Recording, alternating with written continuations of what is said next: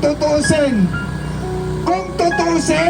kung itong mga politiko na ito ay nagkaisa at nanindigan, wala sana sa dahig ang ating mahal na Pangulong Rodrigo Roa Duterte. Dahil sila mismo ay may gustong mawala ang Duterte, mapura ang Duterte sa larangan ng politika, inayunan nila na ang isang magaling na Pangulo na nagbigay ng kapayapaan at kaunlaran sa ating bansa ay hinayaan nilang kidnapin ito at ngayon nag-iisa sa dahig.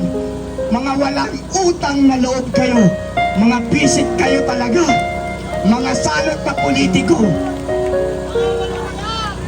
At sa inyo mga kapulisan, maraming salamat sa inyo dahil kayo alam namin na naririto para i-maintain ang peace and order.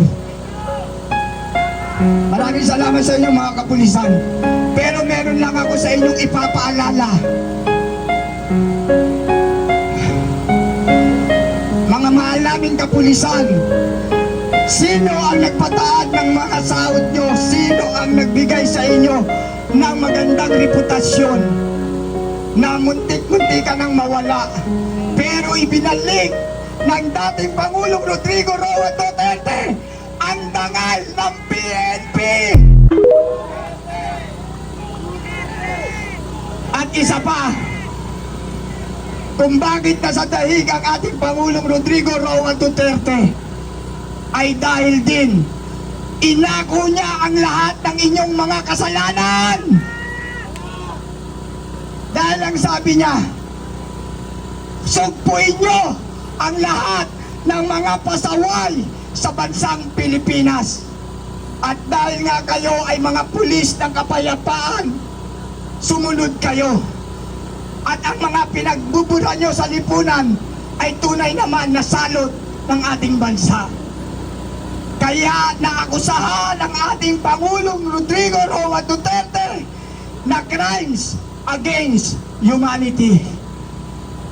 Pero ang sabi nga ng ating dating Pangulong Rodrigo Roa Duterte, dahil nga mahal na mahal niya ang bansang Pilipinas, papayag siyang mapunta sa dahig dahil nakikita niya na ang mga supporter niya ay nagkakaisa na at nagpupuyos na sa galit na pasukin ang Villamor Air Base. Kaya ang ginawa niya, sinakripisyo niya ang kanyang sarili alang-alang sa ating lahat. Kaya mga mahal kong kapulisan, mga mahal kong kababayan, huwag nating kalilimutan na itong nangyayari ngayon kay Senator Ronald Bato de la Rosa ay kinokonet lamang nila sa ating Pangulong Rodrigo Roa Duterte. Dahil ng mga panahon na yon, alam niyan mga kapulisan, siya ang inyong chief PNP. Kaya lahat ng mga kasalanan nyo, inako lamang ng 2 tao ngayon. Kaya sana naman mga mahal naming kapulisan, meron pong 2 order, lagi nyong tatandaan. Ang lawful order at ang lawful order. Pero ano nangyayari ngayon? Mas nananaig ang unlawful order na wala sa pilosopi ng kriminolohiya na inyong o ating pinag-aralan. Kaya sana magkaisa tayo kayong mga kapulisan. Hindi kami nagpunta rito para makipag-away, hindi para makipagdigmaan. Narito kami upang suportahan ang mabuting Senador Ronald Bato de la Rosa na kami mismo ang naghalan. Kaya wala kayong karapatan na ito ay padala sa dahig. Dahil kung nagawa ninyo sa Pangulong Duterte na padala sa dahig, hindi na po kami papayag na si Senator Ronald Bato de la Rosa na aming pinagkatiwalaan ng aming boto ay kukunin ninyo uli. Kaya kayong mga NBI, alam nyo ang batas. Kayong mga CIDG, alam nyo ang batas. Ang isang malaking katanungan ko sa inyo, Yang bang batas o yang bang kautusan sa inyo ay lawful order. Dahil para sa akin, napakasarap sumunod sa isang ng commanding officer kung ito ay naaayon sa batas at naaayon sa katotohanan. Kung natatandaan nyo, si Patrolman Fontanilla na lumalaban din para sa katotohanan, hindi siya Duterte, hindi siya Marcos, pero siya ay para lamang sa katotohanan. Pinanindigan niya ang kanyang prinsipyo na lawful order lamang ang susundin niya. Dahil ayon sa ating pinag-aralan, dahil criminology din po ako, sa pinag-aralan natin, lagi nating sinusunod ang lawful order. Kapag ang lawful order, is better to resign than to accept the instruction kung makakasira naman ito ng iyong reputasyon at ng iyong dignidad. Kaya si Patrolman Fontanilla, hindi ko na alam kung nasaan ito. Siya isang vlogger din. Lumaban sa katotohanan hanggang sa napilitang mag-resign kesa sundin ang unlawful order. That is called principle. Kaya ngayon, sa gabing ito, kami nakikiusap sa inyo, NBI, CIDG, SWAT, o anumang ahensya yan ng law enforcer. Pakiusap, sana naman, meron kayong legal paper or document na ipapakita sa aming mga mamamayan na ang paghuli o pagkuha nyo sa aming mabuting senador ay naaayon nga sa batas. Dahil unang-una, saan galing ang warrant of arrest? Sino ang judge na pumirma ng warrant of arrest? Kung kami nga, bago kami makapasok dyan sa Senado, kumukuha pa kami ng schedule for appointment. Tapos kayo, bigla na lang kayo magpo-force entry. Tapos kayo pa ang matatapang pagdating sa loob. Kaya kayo, Direktor matitibag ka rin. Sa totoo lang, karespeto sa akin dati ang sangay ng NBI. Pero ngayon, sa nakikita kong ginagawa ninyong paglabag, para pampapabastos sa mamamayang Pilipino, na wala ang aking respeto sa ahensya ng NBI. Naging karumal-dumal ang departamento ninyo dahil lamang sa pagsunod sa isang maling utos. Ito ay matatawag natin maleta lang. Kaya sana naman, kayong mga politiko na nasa loob ngayon, huwag na huwag niyong ibibigay si Senator Ronald Bato de la Rosa. Dahil yan po ay aming pinagkatiwalaan at inalal. Kaya sana naman manindigan kayo na hanapan ng batas. Dahil sa totoo lang, wala pong jurisdiction ang ICC. Wala pong jurisdiction dahil wala na po tayo. Hindi na po tayo member ng ICC. Panahon pa po ng Pangulong Duterte, withdrawal of support na po tayo dyan. Wala na po, withdrawal of membership na po tayo. Kaya wala pong kapangyarihan ng ICC. Kaya kayo mga kapulisan, kayong mga NBI, kayong mga CIDG, mag-isip-isip naman kayo ng kapakanan ng ating bansa, ng ating Pilipinas. Dahil lahat po tayo ay apektado sa nangyayaring ito. Isipin nyo naman, pag ilang araw at ilang gabi na kami dito, pangatlong araw at gabi na kami dito, nang wala kami tinatanggap kahit simpong bayan. Ito'y pagmamahal namin sa bansa at sa mamamayan. Pagmamahal namin sa senator na gumaganap ng kanyang mandato. Kaya Senator Ronald Bato de la Rosa, manindigan kayo, huwag na huwag kayong sasama sa kanila dahil that is against the Philippine Constitution at hindi po kayo Netherlands citizen. Kayo po ay real Filipino citizen. Kung kayo man ay mayroong kaso o magkakaroon man ng kaso, dapat dito kayo litisin. dito nyo ipagtanggol ang inyong, kung may kasalanan man, dito nyo ipagtanggol ang inyong sarili. Kaya huwag po kayong sasama. Nandito po kami, nakahandang sumuporta sa inyo, Senator Ronald Bato de la Rosa. Nakahandang ipagtanggol ang soberenya ng Pilipinas. Dahil ito, kapag ito'y naulit muli, ito'y magiging habitual system na sa ating bansa. Kung kayo nga na mga matataas na tao ay nakakaranas ng ganitong harassment, lalo na kami mga maliliit na walang kakayahan. At yan ay mauulit kung ikaw, Senator Ronald Bato de la Rosa, ay sasama sa kanila. Ito'y magiging paulit-ulit na lamang. Baka susunod yan si Senator Bongo na. At susunod yan mga matataas mong opisyalis. Kaya sana pakiusap namin at ang buong sambayan ng Pilipino na nagtitiwala at bumoto sa inyo, Senator Ronald Bato de la Rosa, huwag na huwag kang sasama sa kanila. At kung kinakailangan na kami pumasok din dyan sa loob, papasok kami dyan. Pero kapayapaan ang dala namin, boses ang dala namin. Hindi rito, dahil kayo ay tunay din na mga Pilipino na nasasaktan sa nakikita at nararanasan nating mga tunay na Pilipino. Dahil ang mga kurakot na politiko ay itinuturing kong alien. Mga alien kayo!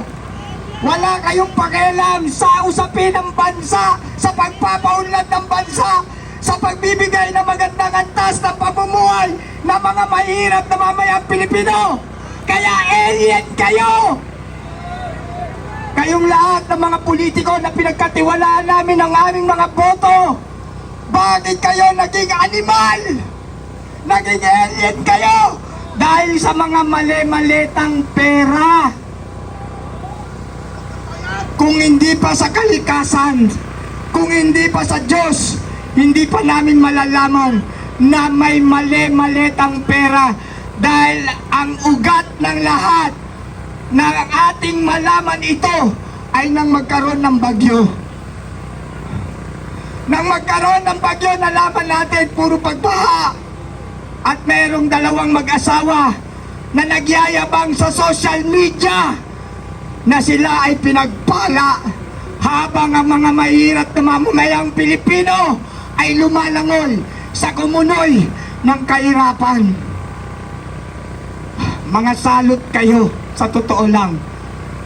Tapos kung sino pa ang ugat ng pinagmulan ng Ghost Project, kung bakit natin nalaman, sila pa ngayon ang nakakulong, ang Diskaya couple.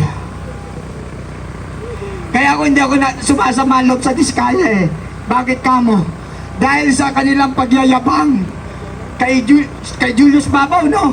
Kay Julius Babaw, na bisto na meron palang limpak-limpak na pera na napupunta lamang sa mga bulsa ng mga kontraktor, ng mga direktor at higit sa lahat ng mga politikong pinagkatiwalaan natin na magpapaunlad ng ating bansa.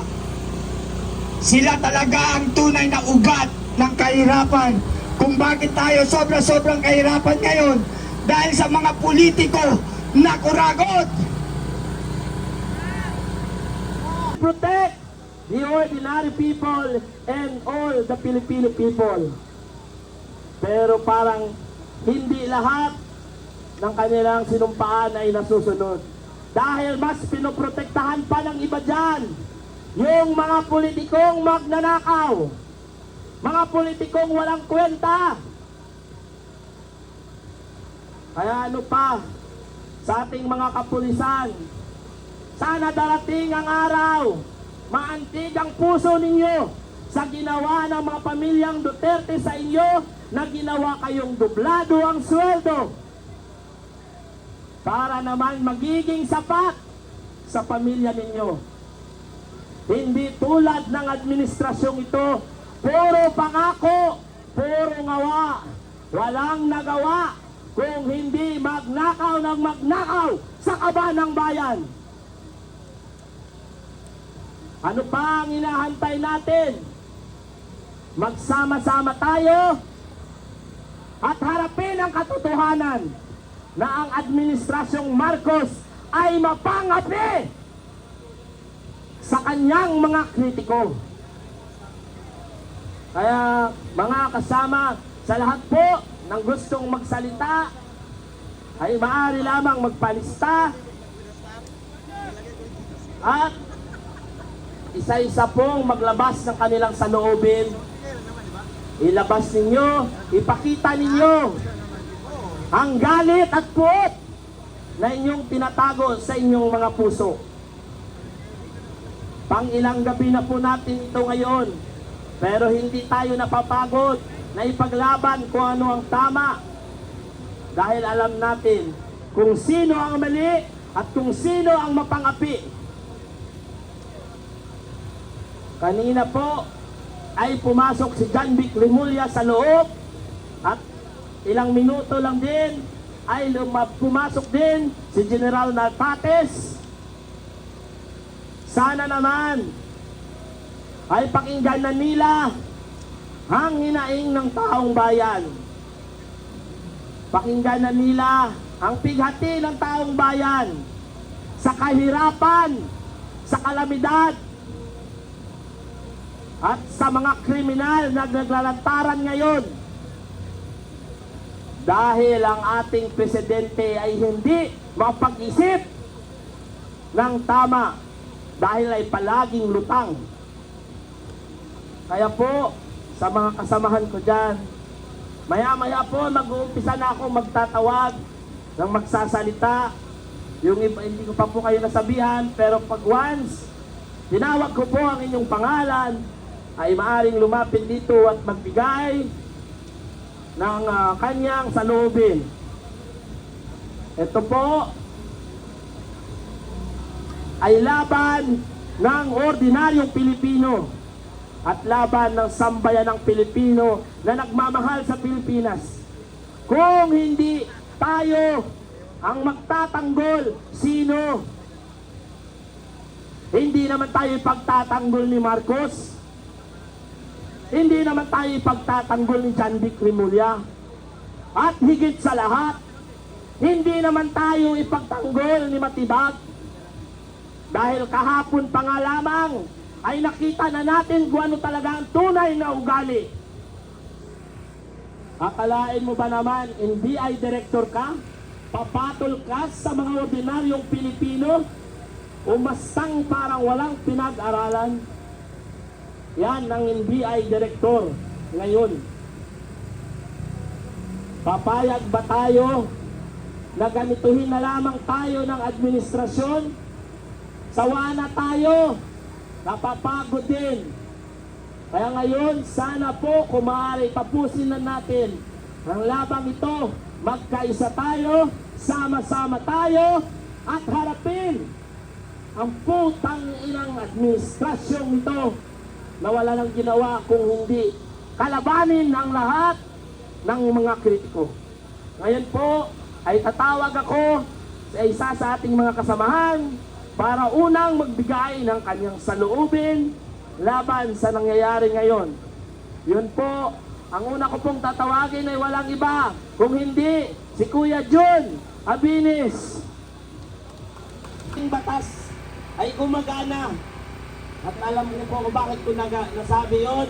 Dahil anak mismo ni Remulla na naulihan ng Shabu ay na-acquit, ay marijuana pala, ay na-acquit. Ibig sabihin gumagana ang hustisya. Gumagana ang hustisya para sa mga Remulla. Kasi gusto nila lahat ng sangay ng gobyerno, sila ang hari. At sila ang masusunod. Yan, kawalang hiya ang mga Remulla. Kaya po ang susunod kong tatawagin ay naglingkod noong panahon ni Tatay Digong. Walang iba kung hindi si former Yosek Ben Ranky ng Masada.